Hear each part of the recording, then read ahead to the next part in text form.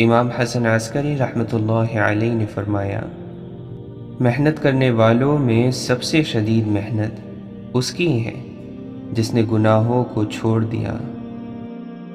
جب دل ٹوٹ جائے تو اٹھا کر اسی مصور کے پاس لے جاؤ جس نے اسے بنایا ہے، کیونکہ اس سے بہتر تو کوئی نہیں جان سکتا کہ کون سا رنگ کہاں بھرنا ہے اور کس دھاگے سے کہاں سینا ہے۔ اگر انسان کو گناہ سے شرمندگی نہیں تو توبہ سے کیا شرمندگی؟ توبہ کا خیال خوش قسمتی ہے، کیونکہ جو گناہ کو گناہ نہ سمجھے وہ بدقسمت ہے۔ مولانا رومی فرماتے ہیں، خدا تک پہنچنے کے بہت سے راستے ہیں، لیکن میں نے خدا کا پسندیدہ ترین راستہ مخلوق سے محبت کو چنا۔ حضرت علی رضی اللہ عنہ فرماتے ہیں، خوشگوار ترین زندگی اس شخص کی ہے جو اللہ تعالی کے تقسیم کردہ رزق پر راضی ہو۔ لوگ تیری باتوں کے ہزار مطلب نکال لیتے ہیں، لیکن تیرا اللہ تیری نیت جانتا ہے۔ تجھے اللہ کی مرضی کے مطابق جینا ہے، بندوں کی مرضی کے مطابق نہیں۔ جن کے اخلاق عمدہ ہیں ان کی صحبت تلاش کرو۔ لازم نہیں جس کے ارد گرد لوگ جمع ہو وہ اللہ کا دوست بھی ہو، مداری بھی تو لوگ جمع کر لیتے ہیں۔ آغاز پر اعتبار نہ کریں، سچے الفاظ آخری لمحے میں کہے جاتے ہیں۔ خوبصورت کردار کے لوگ نصیحت بہت کم کرتے ہیں، کیونکہ ان کے عمل اور کردار ہی نصیحت ہوتے ہیں۔ عاجزی کے تکبر سے بچو، کیونکہ یہ نفس کا فریب ہے، اور انسان سمجھنے لگتا ہے کہ اس دنیا میں مجھ سے زیادہ عاجز کوئی نہیں ہے۔ بہت سی باتوں کا جواب خاموشی ہے، بعض جگہ خاموشی جواب دینے سے زیادہ مفید ثابت ہوتی ہے۔ زندگی میں کبھی سب کچھ حاصل نہیں ہوتا، کوئی کاش اور اگر رہ ہی جاتا ہے۔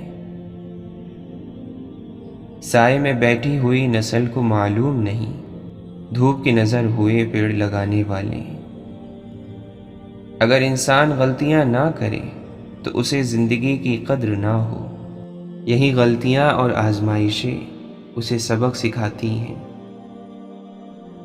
جو ذہن اپنی لذتوں کا غلام اور جو روح اپنی خواہشوں کی قیدی ہوتی ہے وہ اس زمین کی طرح ہے جو بنجر ہے۔ جب انسان کو کسی سے رشتہ توڑنا ہوتا ہے تو وہ سب سے پہلے اپنی زبان سے مٹھاس کو ختم کرتا ہے۔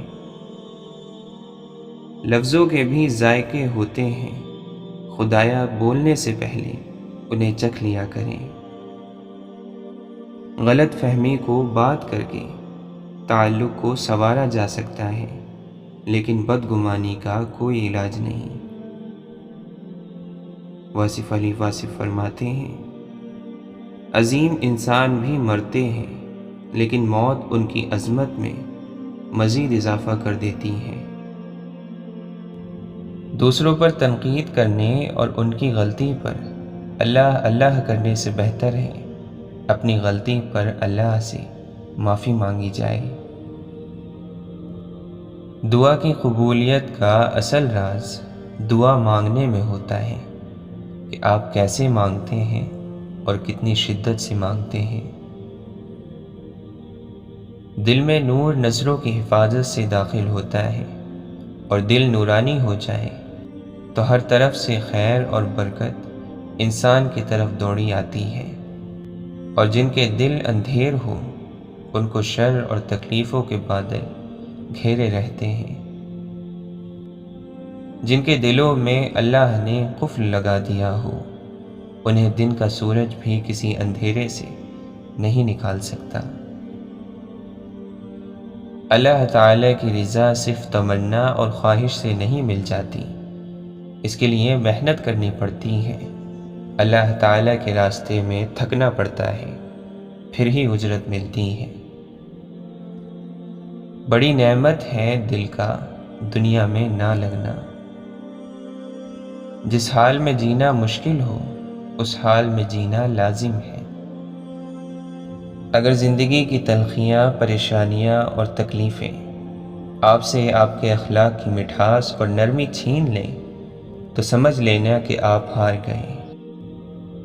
عقل مندی کیا ہے؟ کسی عقل مند کی پیروی کرنا۔ محبت کرنے والے جدائی کے علاوہ کسی اور قیامت کو نہیں مانتے۔ علم اس وقت تک حاصل نہیں ہوتا جب تک کوئی عطا کرنے والا نہ ہو۔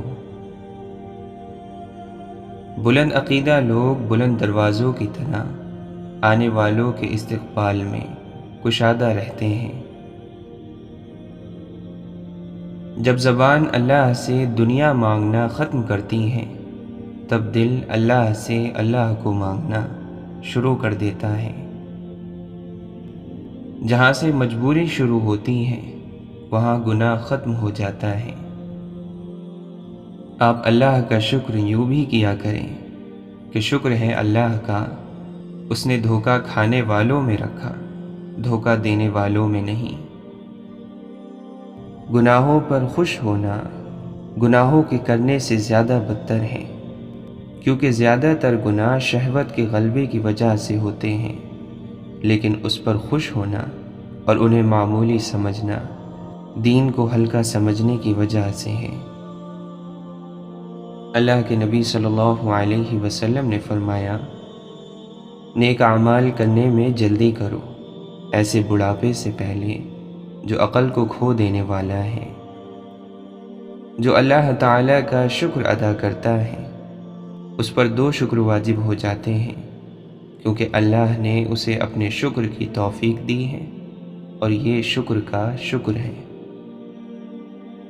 اللہ کے نبی صلی اللہ علیہ وسلم نے فرمایا، اللہ تعالیٰ کا ارشاد ہے کہ میں نے اپنے نیک بندوں کے لیے وہ چیزیں تیار کر رکھی ہیں جنہیں نہ آنکھوں نے دیکھا، نہ کانوں نے سنا اور نہ کسی انسان کے دل میں ان کا کبھی خیال گزرا ہے۔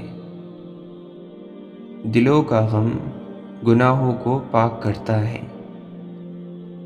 کسی بے چین کی فریاد سننا اور مصیبت زدہ کو مصیبت سے چھٹکارا دلانا بڑے بڑے گناہوں کا کفارہ ہے۔ مصیبت ایک ہوتی ہے، لیکن اگر گھبرا جاؤ گے تو وہ 2 گنی ہو جائے گی۔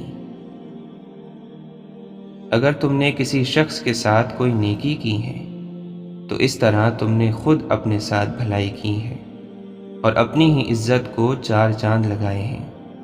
لہٰذا اس نیکی کا شکر دوسروں سے طلب نہ کرو، کیونکہ یہ نیکی تم نے خود اپنی ذات کے ساتھ کی ہے۔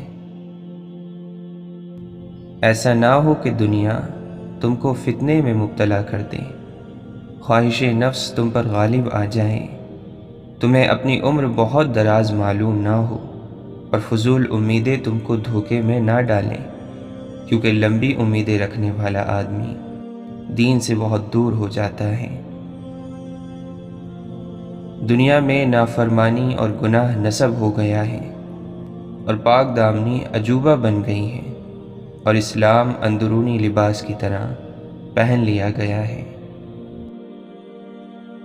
تقدیر پر شکوہ نہ کرو، انسان اتنا عقل مند نہیں کہ اللہ کے ارادے کو سمجھ سکے۔ اس ذات پر یقین رکھو جو تمہارا ہے وہ تمہیں ہی ملے گا۔ حضرت علی سے کسی نے پوچھا، یہ کیسے پتہ چلے گا کہ جو پریشانی یا مصیبت ہم پر آئی ہے وہ اللہ کی طرف سے آزمائش ہے یا ہم پر اللہ کی طرف سے سزا ہے؟ آپ نے جواب دیا، جو مصیبت تجھے اللہ کی طرف لے جائے وہ آزمائش ہے، اور جو مصیبت تجھے اللہ سے دور کر دے وہ سزا ہے۔